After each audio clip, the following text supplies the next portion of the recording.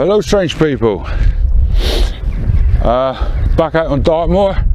I'm out with Carl, Dartmoor Explorer. Link to his channel will be on somebody else's page. I've also got Wandering Jay out here with us, some other chap whose name I can now remember at the moment, and the Jinx. So we're bound to get rain. We're in the beautiful village of Bowstone at the moment with its thatched cottages and lovely, but we'll be up on the moor soon. Right, I'll bring you back.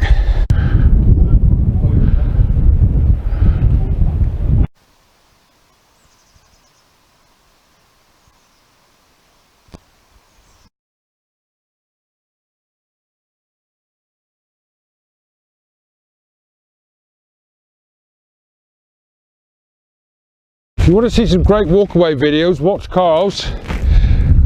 We've managed to do about 500 yards in 3 hours, but he's got some nice walkaway shots of us. So if you want to see our backsides, the king of the walkaway. Yeah, the king of the walkaway is Carl. He's setting up for another one, look. Right, bring you back in a bit.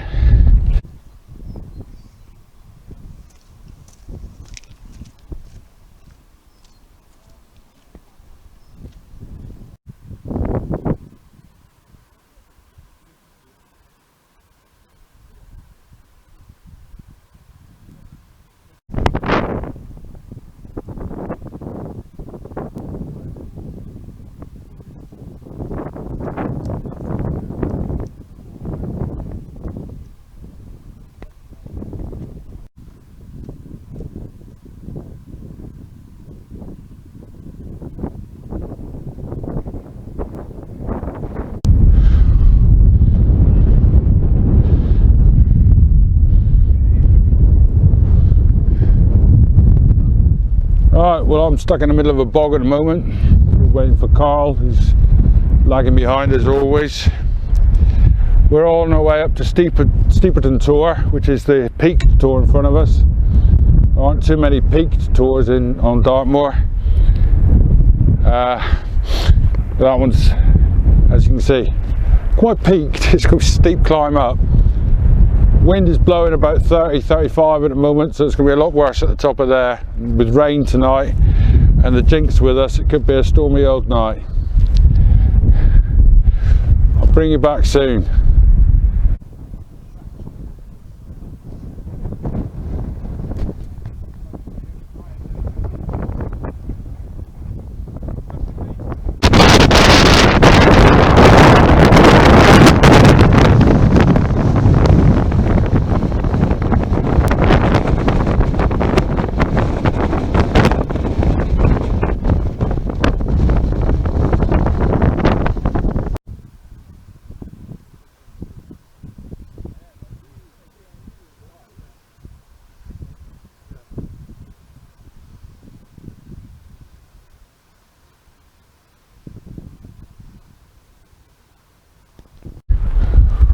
Right, well, we've stopped for lunch at Oaky Tor. We're actually considering pitching here behind the shelter of the Tor. It's very sheltered. It is blowing an absolute hooligan now, and Steeperton Tor is quite a lot higher, quite a lot more exposed, and we don't really want anybody having to bail out because the tent's blown over in the night. So we'll have lunch and then make a decision as to what we're going to do. It's beautiful here though. Remember the first time I came up here and I looked down into this basin that's below me, and I wondered why there weren't any dinosaurs down there. It's like something straight out of Jurassic Park. Brilliant. Right, lunchtime. I expect Carl's going to have a 3-course meal as he normally does. Catch you in a bit.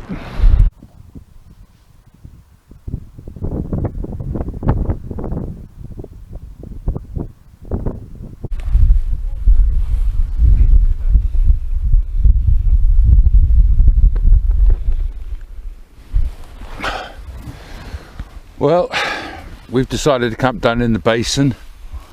It being far too windy up on the top, and it's quite nice down here. Quite nice. We've had a bit of a chin wag and a cup of coffee. The lads are all walking up the hill now to get a signal to phone their various partners. So left me down here to look after everything. But it's nice. It's nice. It's chilly, but it's a nice evening.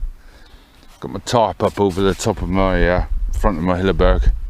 I don't know if you can see Ant has done the same thing. Carl's got his Banshee, his Vango Banshee. I'm not sure what Jay's got. He's got a Hilleberg, I think, but I'm not sure what it is. I believe that's a Vango Tempest with 4 beers sitting outside of it. So yeah, we basically sat here and done nothing and put the world to rights, which was nice. But it is getting chilly now, so I might have another cup of tea. No, coffee. Hot chocolate. Hot chocolate. Right, I'll bring you back in a minute.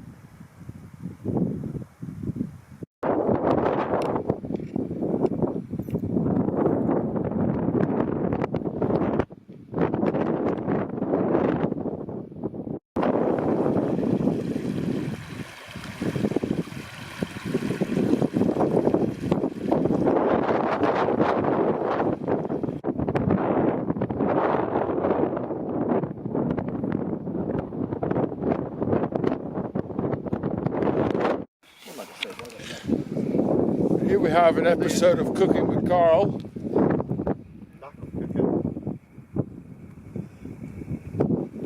Can't light his fire at the moment, so we'll put some pressure on.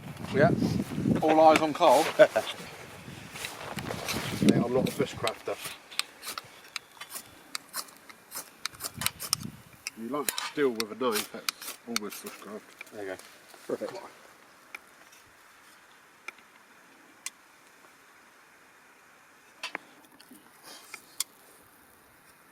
It's going. Just cooked his fun. Cheers, boys. Nice to be out with you. Yeah. Cheers. Nice to meet you, actually. That's nice. Apparently he's called John. Yeah. He's full of shit. No, you're not a fan. What's your team? Chili. Carl's low calorie dinner. 2 potatoes, a pound of cheese, 3 pounds of butter, and what looks like chili con carne. And all that butter. All of that butter. All of it. There's a tiny bit left in there. This is why I'm obese. This is why you're on the way to being obese.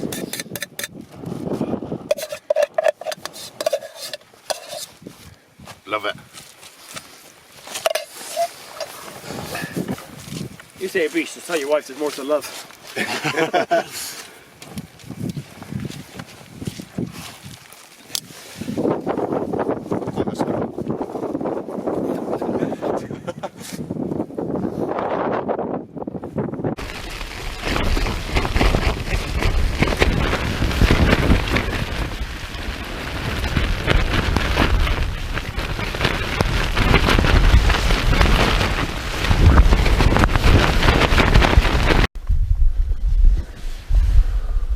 Well, we made it through the night. Stormy old night. This lot sat in here drinking. I went to bed early, being old and decrepit. We had somebody turn up last night. I can't remember his name because they keep telling me and I keep forgetting, but he turned up anyway. So, and it started to rain again. Lovely. What is this thing? Take the whole thing off. I literally don't know what this is. Time for a brew.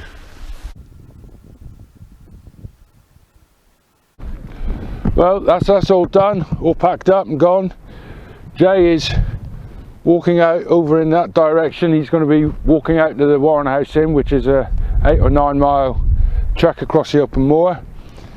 These two strange people, John and Carl, the Dartmoor explorer, whose link will be put up on somebody else's page, they're going to go and walk along the ridge, and we three, or it looks like it'll just be me on my own now, we three are going to walk through the valley and make our way. See you later, lads. Cheers. So yeah, we're going to make our way along the valley, and nice easy walk out, because I am the oldest one here. Right, catch you in a bit. Some of you may be aware, some of you may not, but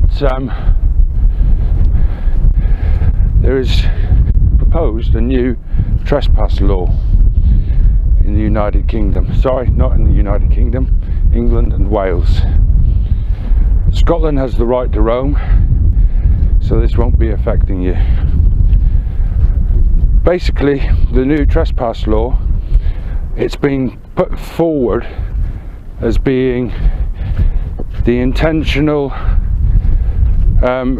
criminalising intentional trespass, and it's being touted as trying to stop Roma gypsies and travellers from camping on land.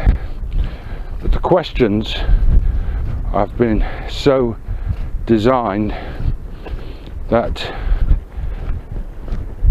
it's going to make it an illegal act, almost certainly an illegal act, to trespass.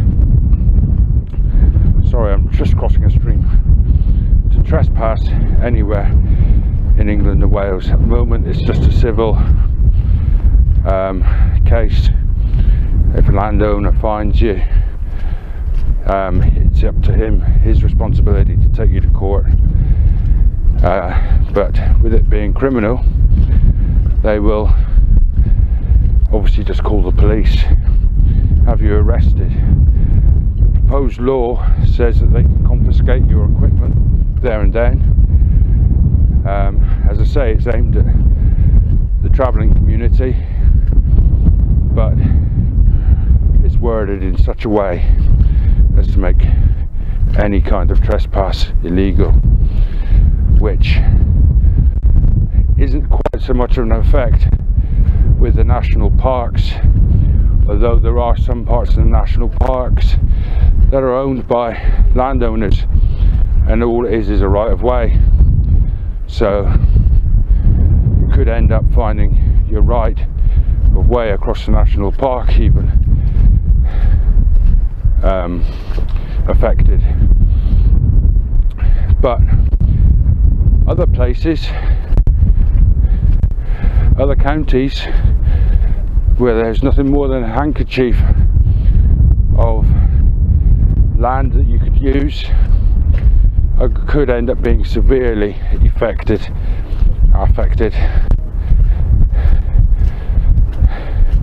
Some places you could end up with nothing more than the odd footpath and a field which becomes a dog bog full of plastic doggy bags. So what I'm basically saying here is you got until March, it's in consultation until March.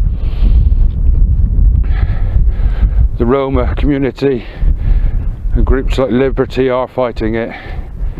We've just got to hope that this law doesn't get passed but as it was in the Conservative Party manifesto, hidden away in the small print, I'm afraid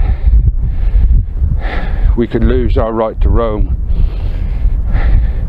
A right which works very well in Scotland, and Norway has something similar to Scotland. Almansrett, I think it's called.